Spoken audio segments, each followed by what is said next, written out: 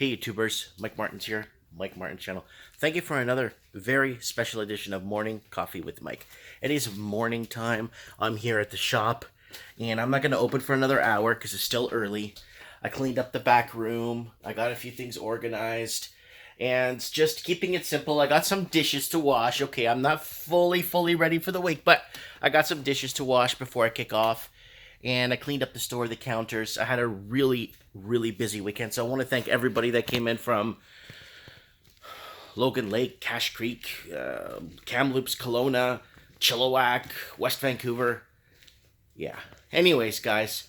So what's going on? Well, everything's going well, guys. I'm slowly getting ready for the fall, preparing, getting things organized, clearing off my heaters there. I got heaters there. I got to clear off their electric.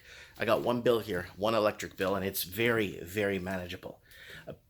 When I was across the street at the other store, before she sold the building, I was paying almost $800 a month in gas because the building's full of cracks and holes and just open holes. Anyways, so that's that. Kids are doing fine, people asked. Family's doing great. Mom's having an enjoyable time here, living here, being here, living in this small town. I asked my mom, I go, Ma, you want to go back to go back live in Brampton, Toronto, or, Toronto where you immigrated to from Portugal? I was like, never in a billion years. Even if they paid her to live there, she wouldn't live there. She would not live in a big city anymore. Now that she's tasted the good life of being, I guess, away from all those stoplights, right? You can only deal with so many stoplights.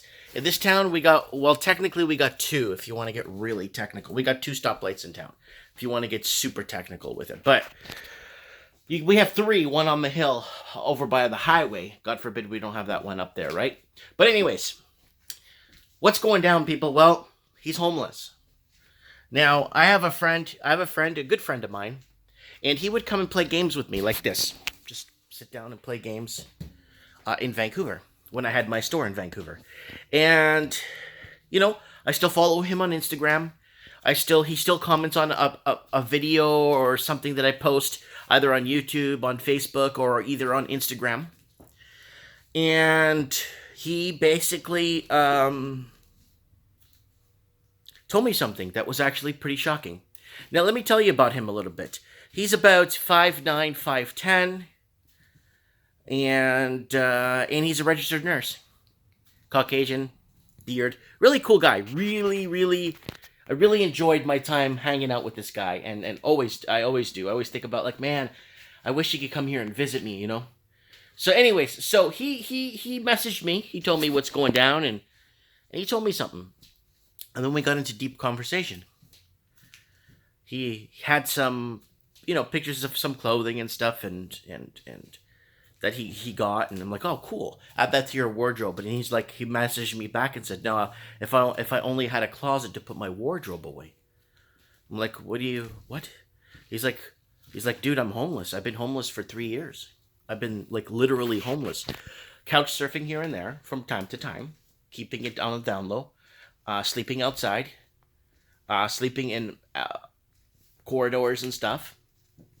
And then he's got a gym membership. He goes to the gym, showers, exercises, gets ready for his day. He's semi-muscular. He's in good shape, takes care of himself, clean.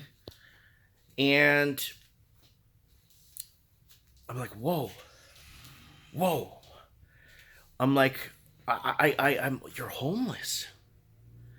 And I couldn't believe it. I'm like, but dude, I remember when you came into my store wearing scrubs, you're a registered nurse, and you got this high level and this, and I don't even know about the education level with that. He's like, yeah, I got all that. And I paid back 90% of all my student loans too. Because now he's like 35, 36, so he's paid off most of his debt. He has no debt. So, but he says, at least I have disposable income to buy clothing, to buy food when I'm hungry. I'm like, but dude, you're a registered nurse in a major city. It's like, I know that, but I just, I fell on some hard times.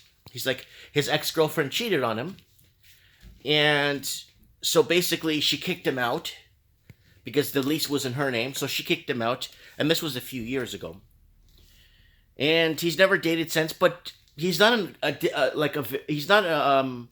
He's not ugly or anything. Don't get me wrong. He just doesn't want to deal with the whole relationship thing, and the whole I did it. He's been there and done it with that. He doesn't want to deal with it no more. He's not in the mood, right? So he wants to focus on his career, but he's homeless. He's homeless. And I'm sorry, guys. I have to bring that up again. He has a very decent income. He said he can't find anything. Everything he's looking at is minimum $2,000 and change per month. And then when he factors in the price of food and anything, that's to be close to work. He says he might consider living like an hour away by SkyTrain like the furthest the SkyTrain goes. But then now he doesn't want to. He enjoys the lifestyle of basically going to the gym every day, showering, and when the gym was closed, he found places that he could shower, get dressed, and go to work. So basically, he works single shifts and double shifts. So he doesn't have much time to be at home anyway. So when he told me that he's homeless, but he says he's homeless more by choice because he technically can get a place, but then he'll have to stop buying clothing or he have to stop, so it's gotten to a point in Canada where I'm thinking now let's go back to what I was thinking about the other day. Why are they stopping people from travel? I honestly think they're stopping and they're making it harder. They're making Canadians hate America even more as much as possible because they want to stop the massive Canadian migration from going to the States. I think there's more Canadians now living in the United States than living in Canada since 1974. I honestly think so.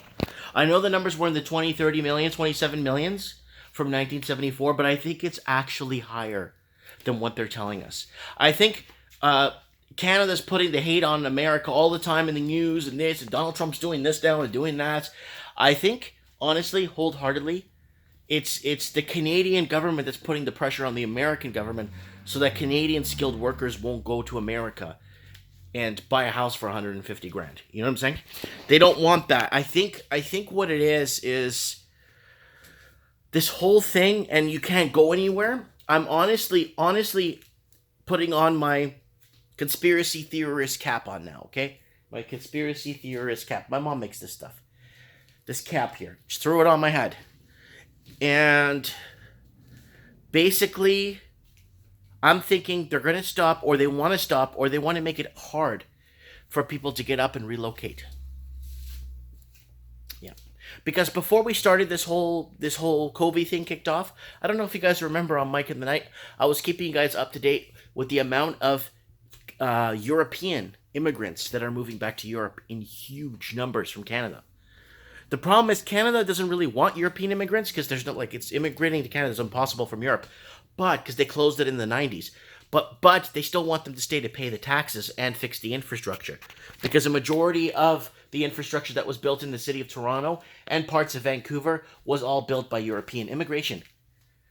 But the amount of immigrants leaving and the amount of people leaving to the States... See, Canada needs to kind of make a balance here. They're bringing in wealthy investors to come in and buy us out and leave us poor. But on the downturn or on the downside of it, a lot of those people don't want to pay taxes. Especially when they're shadow flipping properties and laundering billions of dollars through our real estate. Remember the article I read for you guys? Look this up. Canada will be in a recession if it wasn't money laundering. Canada would be in a recession without money laundering. It's by Better Dwelling. Look it up. And it's not just Canada. It's all over the Commonwealth. Now, people leaving these major cities, I knew it was happening. But now that I'm starting to look at it, I think they actually want to clamp it down even further. So I'm putting my conspiracy theory cap on my fake hair. And I want to think about this wholeheartedly. If they stop people from traveling or get people scared enough, look how bad it is in the States. Everyone I speak to, when people are talking about COVID, you look how bad it is in the States.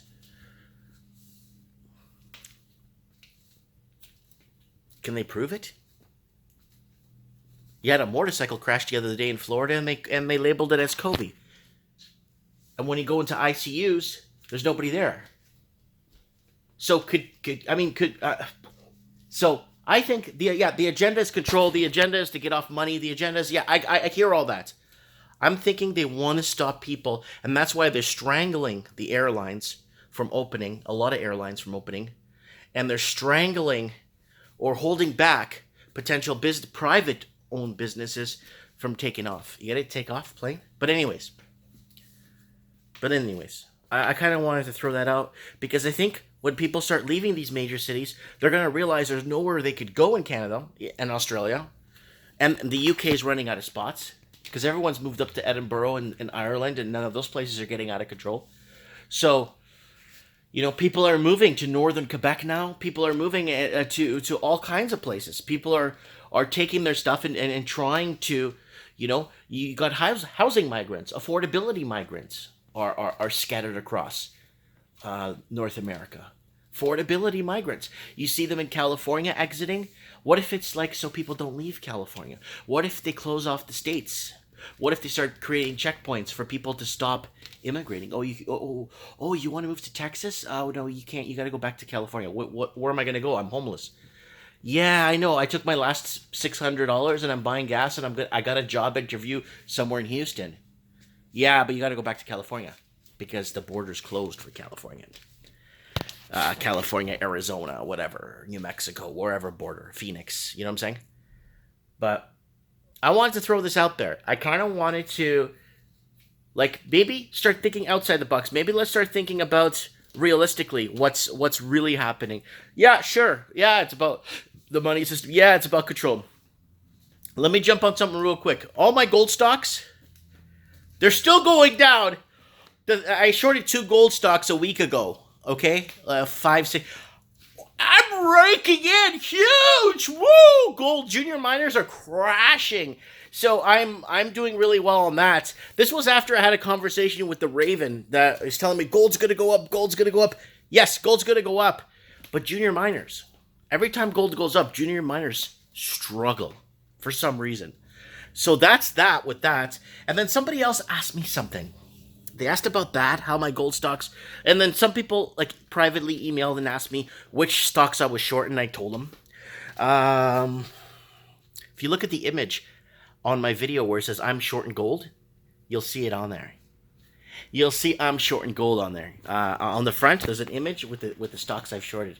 If you look carefully at the image of the thimble on the video, you'll see them both there, and you'll see they're down again today, and they're going to be down tomorrow, and they're going to keep going down. All my oil's up. All my airline's up, by the way. My airline, Air Canada's pushing, I think, $16, $17 right now. I got it for almost next to nothing.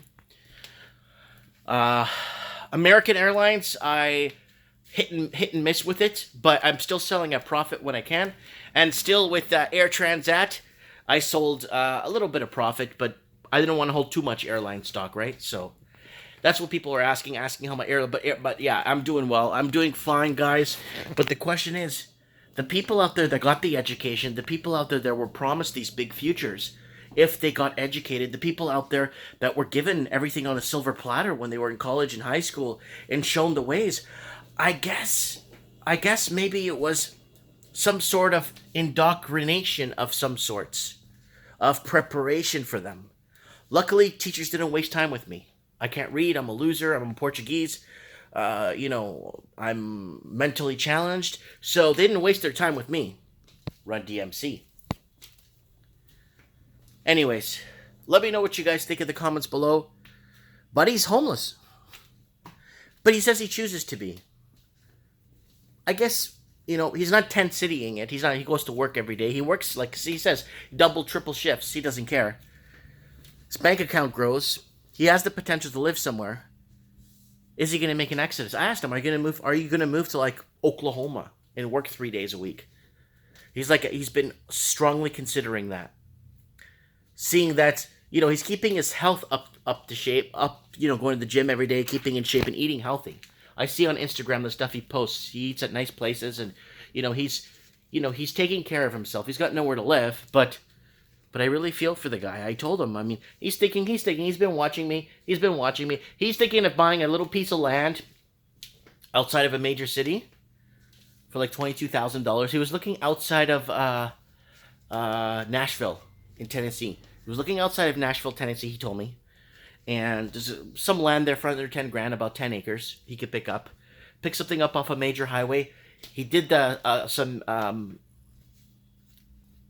he was gonna go this year to check places out in the States. He was gonna go, but then this whole COVID thing. He wants to map out the distance to work, and if he gets a job at a specific hospital or someone that needs, hospital or even an old age place or something, then he's gonna kind of map out a 20-minute drive. You could pick up a car down in the States a good car for $2,000 that someone needs the money, and you could insure it with Geico for like $50 a month, like for an older car, like full coverage. So in some states, it's so cheap. So like he could do that. He could get away with that, right? And that's what he wants. He wants a bit of land and potentially have some water or a well. Anyways, guys, I'm talking too much. Let me know what you guys think. Guy's homeless, and I think this whole thing is to dampen or shut down or create a form of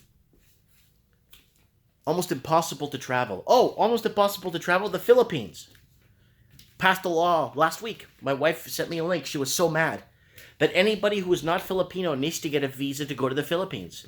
So my kids, me, we all have to get a visa to go to the Philippines. And my wife was so mad. She's like, why do we need a visa to go to the Philippines for? Like, I'm married to a Filipino woman. It's like, okay, well, it looks like the Philippines is going to try and see if it could find a way to make some more money on the side, I guess. To get, you know what I'm saying? Anyways, let me know what you guys think in the comments below. I look forward to reading your comments, and let me know any questions. Go ahead and message me. And thanks for all the articles. We're going to be reading a lot of them. Tomorrow's trends, Wednesday night's trends in the housing market, and Friday night's Mike in the Night. Thanks for watching, guys. We'll talk soon.